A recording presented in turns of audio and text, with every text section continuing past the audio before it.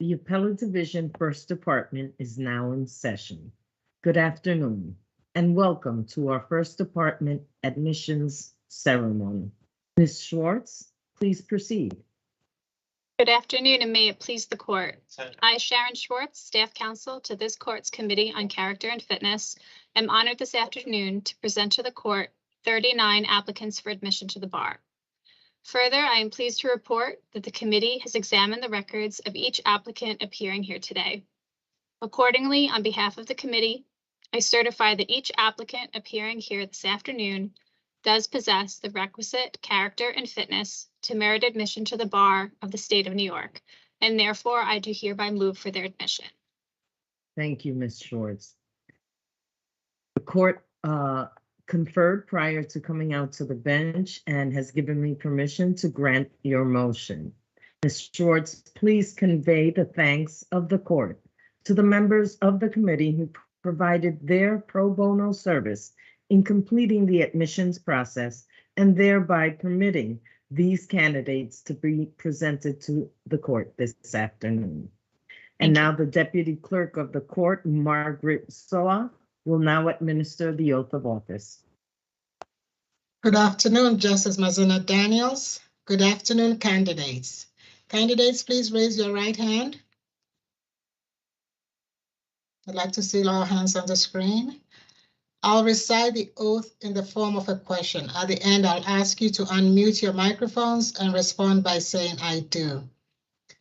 Do you solemnly swear or affirm to support the Constitution of the United States and the Constitution of the State of New York, and to faithfully discharge the duties of the office of Attorney and Counselor at Law according to the best of your ability? Please unmute your mics and respond. I do. I do. I do. I do. Congratulations, attorneys. You may lower your hands and please remute your microphones. Thank you so much. I ask the members of my court to please unmute your mics and join me in a hand of applause.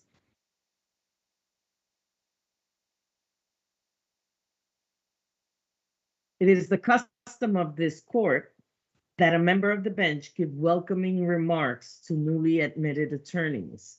Today, that privilege falls to my colleague, the Honorable Ellen Gesmer. Thank you, Justice Maisonette Daniels. On behalf of the court, please accept my warmest congratulations to all of you who have become attorneys today, both to you and also to your loved ones, the family and friends who have supported you through this arduous process. You are being admitted to the bar in, admittedly, a very strange and uncertain point in the history of our country and our profession, and indeed the world. I'm very sorry that one very visible effect of the pandemic is that we are not able to hold this ceremony in our majestic courtroom. Perhaps you can get some idea of its beauty from the photograph which we are each using as a virtual backdrop. I hope that you and those close to you will come by our building sometime when things become more normal to see this historic building and to watch us during argument. As I thought about welcoming you to the bar at this time, it struck me that crises like these often make clear both what is required to be an outstanding lawyer and what makes our profession great. Turning to the first, all lawyers, all the time, have to know the law. But today, more than ever, the best lawyers have to be both willing and able to learn new areas of law and to master new skills. In 2022, a lawyer must be aware of all of the executive orders issued in the last 2 years and know which ones are still in effect, which ones have retroactive effect, and so on, in order to serve his or her clients well. And speaking of skills, all lawyers, all the time, have to think logically, read critically, write with clarity, listen with empathy, and speak persuasively. But of equal importance in this difficult time, a lawyer must be flexible. Today, the successful lawyer is the one who can appear in court on Zoom while standing in a makeshift workplace in a corner of the kitchen and concentrate at 100% with pets and children underfoot. But in addition to requiring new skills, the vast social effects of the pandemic demonstrate more clearly than ever that our profession has a duty to assist those who cannot afford counsel, and lawyers have risen to the challenge. Bar associations launched massive programs to assist individuals who were in crisis as a result of the coronavirus pandemic and its effects on the economy.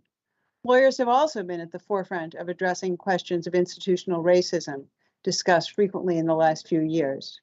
Most recently, in the face of the war, bar associations are creating programs to help refugees and provide other forms of assistance. These initiatives demonstrate the many opportunities for using your new legal skills for the public good.